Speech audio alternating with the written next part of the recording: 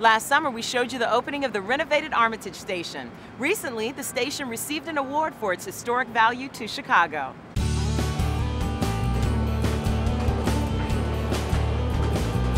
We are in the Armitage-Halstead district, which is one of the city's most unique landmark districts. It's really unique in Chicago because it's one of the best preserved landmark districts and areas from the late 1800s. What's really special also about the district is the reason that this commercial area is here is originally because the streetcar lines were here, and then that was replaced by the rapid transit system in the late 1890s. And so that's of course why the station is here as well. The CTA received the Landmark Award from the City of Chicago for the work we did here at the Armitage Station for the preservation items that we were able to save.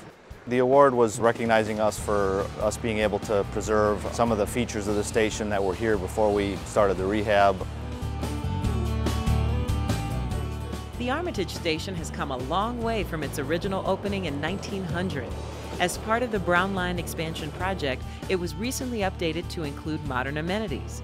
Elevators were added to make the station accessible, and the platform was extended to accommodate 8-car trains.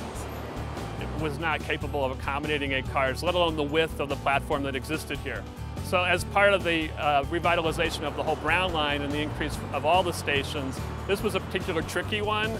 The line here was obviously originally aligned in the alley, very, very tight, so there wasn't a lot of room. One of the main features was we were able to preserve the original historic station house. So that was saved in its original location and rehabilitated to look like it did years ago.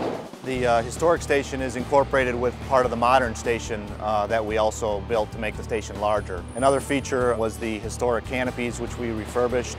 The support steel for the historic canopies, we were able to reuse that. Inside the station, the wood trim, doors, and windows were all refurbished. The platform was also part of the makeover.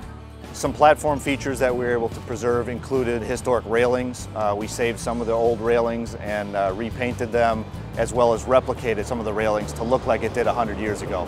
And we also installed some historic light fixtures at the platform level over Armitage Avenue.